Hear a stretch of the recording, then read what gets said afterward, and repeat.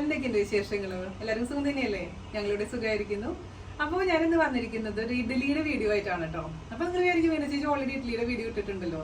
ഇഡ്ഡലി പലതരത്തിൽ ഇഡ്ഡലി ഞാൻ already post ചെയ്തിട്ടുണ്ട്. പക്ഷെ ഇന്ന് ഞാൻ നോർമൽ ഇഡ്ഡലി തന്നെയാണ് ചെയ്യുന്നത്. പക്ഷെ പലതരത്തില് പല റേഷ്യോസ്, അതായത് നമ്മുടെ അരിയുടെ അളവ് മാറ്റം വരുത്തിയിട്ട് ഉഴുന്ന് കോൺസ്റ്റന്റ് ആയിട്ട് വെച്ചിട്ടുള്ള റേഷ്യോസ് ആണ് ഞാൻ കാണിക്കുന്നത്. അതായത് 4:1, 3:1, അതേപോലെ തന്നെ 5:1. അപ്പൊ ആ രീതിയിൽ ഏറ്റവും ബെസ്റ്റ് ഇഡ്ഡലി, ഏറ്റവും സോഫ്റ്റ് ഇഡ്ഡലി ഏതാണെന്നാണ് നമ്മൾ വീഡിയോ വഴി ഞാൻ കാണിച്ചു തരാൻ പോകുന്നത്.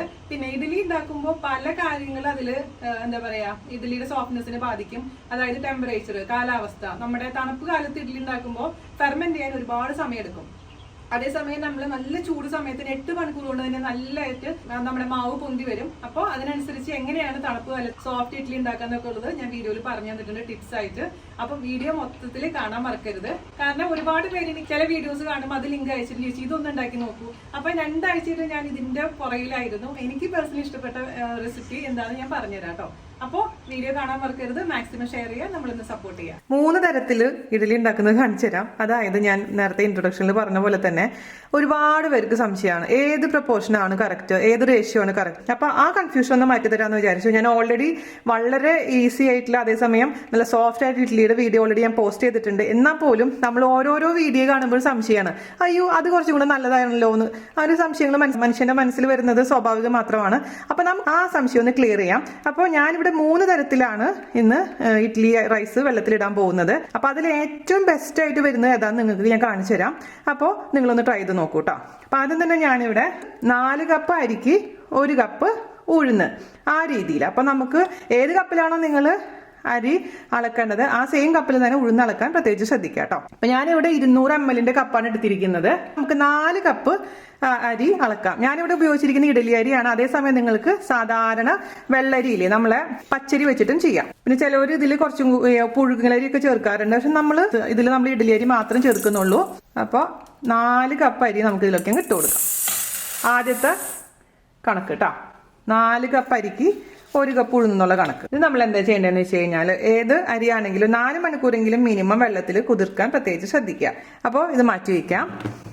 അതേപോലെ തന്നെ ഒരു പാത്രത്തിൽ 1 ഗ്ലാസ്, ഞാൻ പറഞ്ഞ പോലെ ഏത് കപ്പിലാണോ നിങ്ങൾ അരി അളക്കുന്ന ആ സെയിം കപ്പിൽ തന്നെ ഉഴുന്ന് അളന്നു കഴിഞ്ഞാൽ കറക്റ്റായിട്ട് നമുക്ക് മനസ്സിലാക്കാൻ പറ്റും. അപ്പോൾ 200 ml കപ്പിൽ തന്നെ നമുക്ക് ഉഴുന്ന് അളക്കാം. ഉഴുന്ന് നമുക്ക് ഒരു പാത്രത്തിലോട്ട് ഇട്ട് കൊടുക്കാം. ഇതും ഈ പറഞ്ഞ പോലെ തന്നെ വാഷ് ചെയ്ത് വെള്ളത്തിലിട്ട് വെക്കണം. പിന്നെ ഉഴുന്നൊക്കെ നല്ല ക്വാളിറ്റി വാങ്ങിക്കുകയാണെങ്കിൽ കുറച്ചും കൂടെ നല്ല ഔട്ട്പുട്ട് കിട്ടും. ഇതിൽ കൂടെ നമുക്ക് ആഡ് ചെയ്ത് കൊടുക്കേണ്ടത് 1 ടീസ്പൂൺ ഉലുവയാണ് കേട്ടോ. ഉലുവ ചേർത്ത് കഴിഞ്ഞാൽ സോഫ്റ്റ്നെസ്സും കിട്ടും, അതുപോലെ തന്നെ നല്ലൊരു ഫ്ലേവറും കിട്ടും നമ്മുടെ ഇഡ്ഡലിക്കും ദോശയ്ക്കാണെങ്കിലും എപ്പോഴും നല്ലതാണ് ഉലുവ. അപ്പൊ ഞാൻ ഇതിലേക്ക് 1 ടീസ്പൂൺ ഉലുവ ചേർത്ത് കൊടുത്തിട്ടുണ്ട്. ഇത് നന്നായിട്ട് ഇതേപോലെ തന്നെ വാഷ് ചെയ്തതിന് ശേഷം വെള്ളത്തിലിട്ട് അങ്ങ് വെക്കാം. അപ്പോൾ ഇത് 4:1 റേഷ്യോ ആണ്, അത് നമുക്ക് മാറ്റി വെക്കാം. അടുത്ത് ഞാനിവിടെ ചെയ്യാൻ പോകുന്നത് 3:1 ആണ്. അതായത് 3 കപ്പ് അരിക്ക് 1 കപ്പ് ഉഴുന്ന്. അപ്പൊ ഉഴുന്ന് എപ്പോഴും 1 കപ്പ് തന്നെയാണ് ഞാൻ എടുക്കാൻ പോകുന്നത്. അരിയുടെ അളവിൽ മാത്രം വ്യത്യാസം വരുത്തുന്നുള്ളൂ കേട്ടോ. അപ്പൊ 3:1 എന്ന് പറയുമ്പോൾ 3 കപ്പ് ഞാൻ ഇതിലേക്ക് ഇഡ്ഡലി റൈസ് ഇട്ട് കൊടുത്തിട്ടുണ്ട്. ഇത് നമുക്ക് മാറ്റി വെക്കാം. അതുപോലെ തന്നെ 1 കപ്പില് നേരത്തെ കാണിച്ച പോലെ തന്നെ 1 കപ്പ് ഉഴുന്നും അതുപോലെ തന്നെ 1 ടീസ്പൂൺ ഉലുവയും കൂടെ അങ്ങ് ഇട്ട് കൊടുക്കാം. ഇതിൽ എഴുതി വെക്കട്ടെ, അതിനുശേഷം മാറ്റി വെക്കാം. 5:1 ആണ് വേണ്ടത്. അതായത് 5 ഭാഗം അരിയും 1 ഭാഗം ഉഴുന്നും. 3, 4, 5 എപ്പോഴും കൺഫ്യൂഷൻ വരുന്നത്. അപ്പൊ ഞാൻ എന്ത് ചെയ്യാൻ പോണെന്ന് വെച്ച് കഴിഞ്ഞാൽ അരി ഇത്ര എടുക്കുന്നില്ല, അതിന് പകരമായിട്ട് ചെറിയ ഇതിലാണ് എടുക്കുന്നത്. കാരണം ഇത്രയും ഇഡ്ഡലി മാവ് ഞാനിവിടെ അരച്ചു വെച്ച് കഴിഞ്ഞാൽ ചിലവാവൂല എന്നുള്ളതാണ് സത്യം. അപ്പൊ ഞാൻ ചെറിയ കപ്പിൽ നമുക്ക് 5 കപ്പ് അരിയും 1 കപ്പ് ഉഴുന്നും എടുക്കാം. എങ്ങനെയും പ്രപ്പോർഷൻ കറക്റ്റ് ആയാൽ മതിയല്ലോ. ഞാനിവിടെ ഈ 50 ml കപ്പില് 5 പ്രാവശ്യം എടുക്കുന്നുണ്ട് കേട്ടോ, 5:1 വേണ്ടിയിട്ട്. അപ്പൊ അല്ലെങ്കിൽ ഞാൻ ഒരുപാട് അരക്കേണ്ടതായിട്ട് വരും. 5 കപ്പ് ഇട്ട് കൊടുത്തിട്ടുണ്ട്. ഇനി അതേപോലെ തന്നെ സെയിം കപ്പിൽ തന്നെ ഏത് കപ്പിലാണോ നിങ്ങൾ എടുക്കുന്നത് അരി അളക്കുന്ന ആ സെയിം കപ്പിൽ തന്നെ ഉഴുന്ന് അളന്നാൽ മതി. അപ്പൊ പിന്നെ ഈ റേഷ്യോ നിങ്ങൾക്ക് മനസ്സിലാവാൻ ബുദ്ധിമുട്ടുണ്ടാവില്ല കേട്ടോ. അതിലോട്ട് നമുക്ക് ഈ ഒരു കുഞ്ഞു കപ്പിൽ തന്നെ 1 കപ്പ് ഉഴുന്നിട്ട് കൊടുക്കാം. അതിലോട്ട് 2 നുള്ളു മാത്രം ഉലുവിട്ട് കൊടുത്താൽ മതി. കാരണം ഇവിടെ അളവ് കുറച്ചല്ലേ ഉള്ളൂ, അപ്പൊ ഒരുപാട് ഉലുവിടാൻ പാടില്ല. അത്ര മാത്രം ഉലുവിട്ട് കൊടുത്തിട്ടുണ്ട്. അപ്പൊ നമുക്കിവിടെ എഴുതാം 5:1. ഇതിപ്പോ നമ്മൾ 4 മണിക്കൂർ വെള്ളത്തിലിട്ട് വെക്കണല്ലോ. അതിനുശേഷമാണ് അരയ്ക്കാൻ പോകുന്നത്. അരയ്ക്കുന്ന സമയത്ത് ഒന്നില്ലെങ്കിൽ നന്നായിട്ട് വേവിച്ച ചോറ് വേണം, അതല്ലെങ്കിൽ അവല് വേണം. ഞാനിവിടെ അവലാണ് ഉപയോഗിക്കാൻ പോകുന്നത്. വെള്ളവൽ ഉപയോഗിക്കാം, എന്നാലേ നല്ല വൈറ്റ് കളർ കിട്ടുള്ളൂ. അതുമല്ലെങ്കിൽ അവലിന് പകരമായിട്ട് നമ്മുടെ സാബുദാന ഇല്ലേ, നമ്മുടെ ചവ്വരി, അത് ഉപയോഗിച്ചാൽ നന്നായിരിക്കും. 3-ൽ ഏതെങ്കിലും ഒന്ന് ഉപയോഗിച്ചാൽ മതി. അപ്പോൾ ദാ എല്ലാതും 3 തരത്തിലുള്ള അരിയും നന്നായി വാഷ് ചെയ്തിട്ടുണ്ട്. അതേപോലെ തന്നെ 3 കപ്പിലുള്ള ഉഴുന്ന് വാഷ് ചെയ്തിട്ടുണ്ട്. നമുക്കിത് അറ്റ്ലീസ്റ്റ് 4 മണിക്കൂറെങ്കിലും ഞാൻ പറഞ്ഞ പോലെ തന്നെ വെള്ളത്തിലിട്ട് വെക്കാം. അതിനുശേഷം അരച്ചെടുക്കാം കേട്ടോ.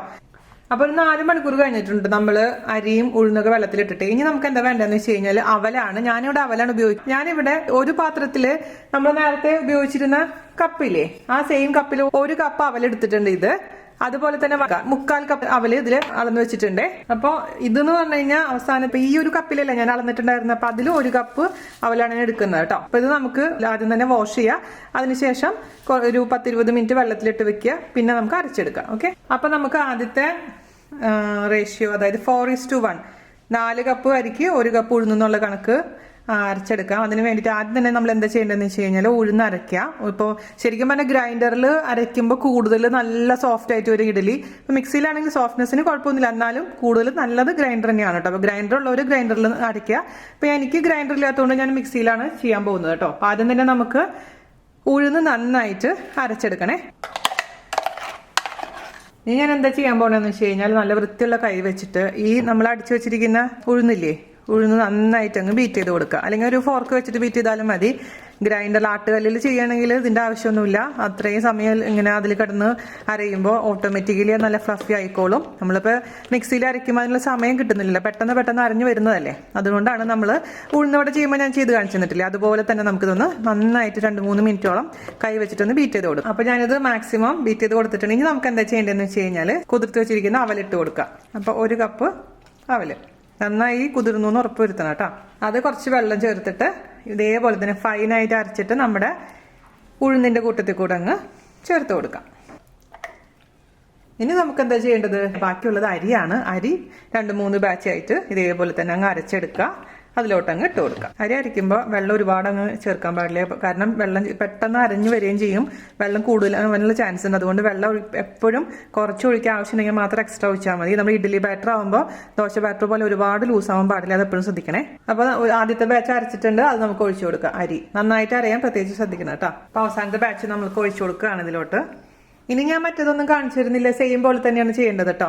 ആ റേഷ്യോ മാത്രം മാറിയിട്ടുള്ളൂ. അത് ഇതേപോലെ തന്നെ ഞാൻ പേരെഴുതി വെക്കാൻ പോവുകയാണ്. ഇനി നമുക്ക് എന്താ ചെയ്യേണ്ടതെന്ന് വെച്ച് കഴിഞ്ഞാൽ നന്നായിട്ട് മിക്സ് ചെയ്ത് കൊടുക്കണേ. കൈ വെച്ചിട്ടോ അല്ലെങ്കിൽ ഒരു കയ്യിൽ വെച്ചിട്ടോ.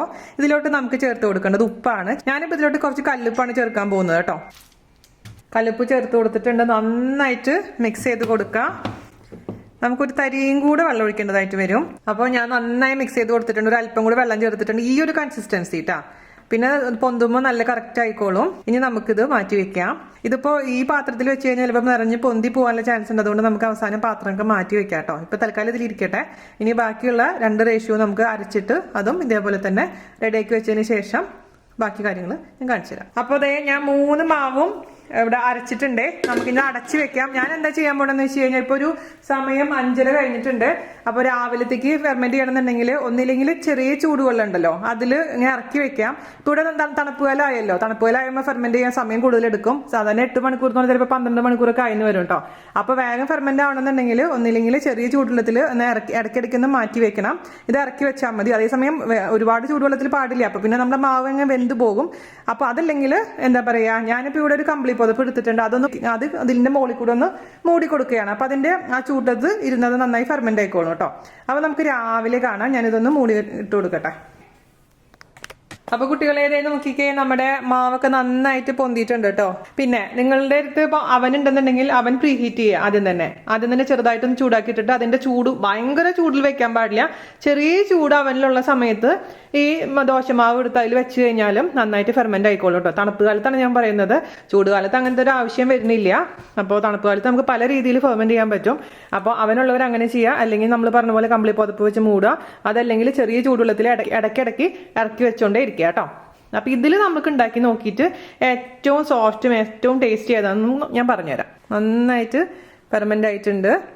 ഇതാണ് ഞാൻ നമ്മുടെ വീഡിയോയിൽ ഓൾറെഡി ഇട്ടിരിക്കുന്ന പ്രപ്പോർഷൻ. ഞാനിപ്പോൾ ഇവിടെ ഒരു ഇഡ്ലി കുക്കറിൽ വെള്ളം കുറച്ച് ഒഴിച്ചിട്ടുണ്ട്. ഒരുപാട് വെള്ളം ഒഴിക്കാൻ പാടില്ല കേട്ടോ.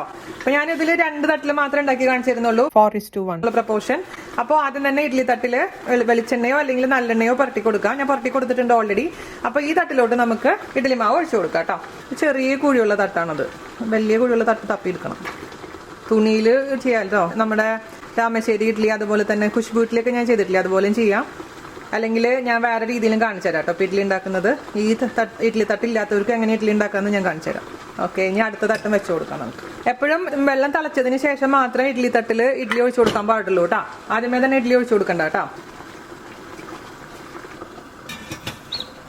അപ്പോൾ 10 മിനിറ്റ് കഴിഞ്ഞിട്ടാ നമുക്ക് ഓഫ് ചെയ്യാം, തുറക്കാം. അപ്പോൾ നമ്മുടെ ഇഡ്ഡലി ഒന്ന് കുത്തി നോക്കാം. ക്ലിയർ ആയി വന്നിട്ടുണ്ട്. അതിന്റെ മീനിങ് ഇത് നന്നായി കുക്ക് ആയിട്ടുണ്ടെന്നാണ്. അപ്പോൾ ഹൈ ഫ്ലെയിമിൽ വെക്കണം. കുഴി വലുതാവും തോറും, അതായത് വലിയ ഇഡ്ഡലി ആവും തോറും അതിനനുസരിച്ച് സമയത്തിന് മാറ്റം വരും കേട്ടോ. അപ്പോൾ എനിക്ക് കറക്റ്റ് 10 മിനിറ്റ് കൊണ്ട് കുക്ക് ആയിട്ടുണ്ട്. നമുക്കിത് എടുക്കാം. എടുക്കുമ്പോൾ ഓഫ് ചെയ്തിട്ട് എടുക്കണം, അല്ലെങ്കിൽ കൈ കൊള്ളേ. അപ്പോൾ അതൊരു ഇച്ചിരി നേരം തണുത്തതിന് ശേഷം നമുക്ക് ഒരു പാത്രത്തിലോട്ട് മാറ്റാം. ഞാനിപ്പോൾ കാസറോളിലോട്ടാണ് ഇടാൻ പോകുന്നത് കേട്ടോ. തൊട്ട് നോക്കുമ്പോൾ നല്ല സോഫ്റ്റ് ആയിട്ടുണ്ട്. എണ്ണ വരട്ടി കഴിഞ്ഞാൽ ഒട്ടും തന്നെ പിടിക്കില്ല. കാസറോളിൽ ഞാനൊരു ഇല ഇട്ടിട്ടുണ്ട് കേട്ടോ. ഇലയുടെ ഒരു ഫ്ലേവർ വരാൻ വേണ്ടിയിട്ടാണ്. അപ്പോൾ ഇഡ്ഡലി നമുക്ക് കാസറോളിലോട്ട് മാറ്റാം. പഞ്ഞു പോലെ ആയിട്ട് കേട്ടോ. 4:1 നമുക്ക് 3:1 ചെയ്ത് നോക്കാം. ഞാൻ വെള്ളം തിളപ്പിക്കാനിട്ടപ്പോഴേ ഒരു ചെറിയ കഷ്ണം ഇല ഇട്ടിട്ടുണ്ട് കേട്ടോ. അത് ചുമ്മാ ഇല കയ്യിൽ കിട്ടിയ കാരണം ചെയ്തു എന്ന് മാത്രം. നന്നായി തിളക്കട്ടെ. അതിനുശേഷം ഈ നേരത്തെ കാണിച്ച പോലെ തന്നെ നമുക്ക് കുക്ക് ചെയ്യാൻ വയ്ക്കാം. അപ്പോൾ നമ്മുടെ വെള്ളം ചൂടായിട്ടുണ്ട്. നമുക്ക് അടുത്ത 3:1 കുക്ക് ചെയ്യാൻ വയ്ക്കാം. അപ്പോൾ ഇതും 10 മിനിറ്റ് കഴിഞ്ഞിട്ടുണ്ട്. നമുക്കൊന്ന് കുത്തി നോക്കാം. ഇതാ ക്ലിയർ ആയി വന്നിട്ടുണ്ട്. അപ്പോൾ നമുക്കിത് പുറത്തേക്ക് എടുക്കാം. അപ്പോൾ അടുത്ത പൂ പോലെ ഇഡ്ഡലി കിട്ടിയിട്ടുണ്ട്. പിന്നെ എന്താ പറയുക, അത്രയും സോഫ്റ്റ് ആണ് കേട്ടോ. അപ്പോൾ നമുക്ക് നമ്മുടെ കാസറോളിലോട്ട് ഇട്ട് കൊടുക്കാം. ചെറിയാൻ വേണ്ടിയിട്ട് കാസറോളിൽ നമുക്കൊരു ഡിവിഷൻ ചെയ്ത് കൊടുക്കാം. ഇല വെച്ചിട്ട് അതിൻ്റെ മുകളിൽ നമുക്ക് 3:1 പ്രപ്പോർഷൻ വെച്ച് കൊടുക്കാം. ഇനി നമുക്ക് ഒരെണ്ണം കൂടെ ബാക്കിയുള്ളൂ. 5:1 റേഷ്യോ. അതെങ്ങനെ വരുന്നു എനിക്കറിയില്ല. ഇതിലാണ് ഏറ്റവും ഉഴുന്ന് കുറവുള്ളത് കേട്ടോ. ക്ലിയർ ആയി വന്നിട്ടുണ്ട്. ഇത് നമുക്ക് ഇച്ചിരി നേരം കഴിഞ്ഞിട്ട് അങ്ങ് കാസറോളിലോട്ട് മാറ്റാം. അപ്പോൾ ഇത് നമുക്ക് നോക്കാം. പക്ഷെ മറ്റേതിൻ്റെ അത്ര അങ്ങോട്ട് സോഫ്റ്റ് ആയി ഉണ്ടോ എന്ന് ചോദിച്ചു കഴിഞ്ഞാൽ ഇല്ല, ഉണ്ട്, സോഫ്റ്റ് ഒക്കെയാണ്, പക്ഷെ അത്രയും സോഫ്റ്റ് അല്ല. ഇനി ഞാൻ നേരത്തെ പറഞ്ഞ പോലെ ഇതുപോലെ ഇഡ്ഡലിയുടെ തട്ടില്ലാത്തവർ എന്താ ചെയ്യേണ്ടതെന്ന് വെച്ച് കഴിഞ്ഞാൽ ഒരു പാത്രം എടുക്കുക, ഏതെങ്കിലും ഒരു കടായി എടുക്കുക. സ്റ്റീലിൻ്റെ ആണെങ്കിലും ഏതാണെങ്കിലും. അപ്പം ഞാനിവിടെ ഒരു കട്ടിയുള്ള നോൺ സ്റ്റിക്കിൻ്റെ കടായി എടുത്തിരിക്കുന്നത്. അതിലിട്ട് ഒരു പ്ലേറ്റോ എന്തെങ്കിലും ഒരു പാത്രം ഇങ്ങനെ കമത്തി വെക്കുക.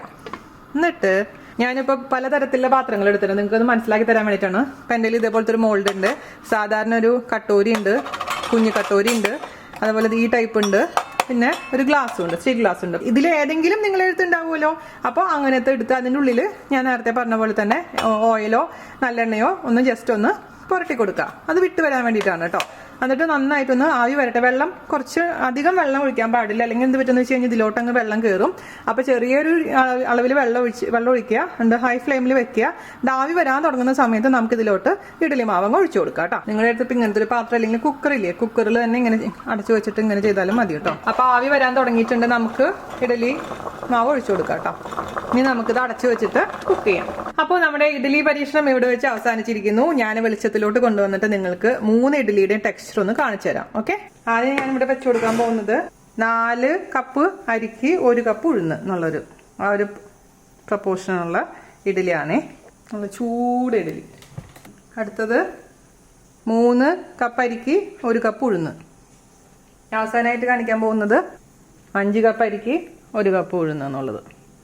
ഇതാണ് ഇന്നത്തെ എൻ്റെ ഇഡ്ഡലി പരീക്ഷണം. അതുപോലെ തന്നെ ഞാൻ നേരത്തെ പറഞ്ഞത്, ഇപ്പോൾ ഇതുപോലെ ഒരു കപ്പിലെല്ലാത്തിലും കാണിച്ചിട്ടുണ്ടായിരുന്നില്ലേ, നമുക്ക് ഒരു കത്തി കൊണ്ട് സൈഡ് ഒന്ന് എന്താ വരി കൊടുക്കുക. അതിനുശേഷം കയ്യിലോട്ട് ഇട്ട് കൊടുത്തു കഴിഞ്ഞാൽ ഞാൻ ഓൾറെഡി വരി വെച്ചിട്ടുണ്ടായിരുന്നു കേട്ടോ. അപ്പോൾ ഇതുപോലെ നല്ല സോഫ്റ്റ് ആയിട്ടുള്ള, അതേസമയം നമ്മുടെ പാത്രത്തിൻ്റെ ഏത് ഷേപ്പാണോ ആ ഷേപ്പിലുള്ള ഇഡ്ഡലി നമുക്ക് കിട്ടും.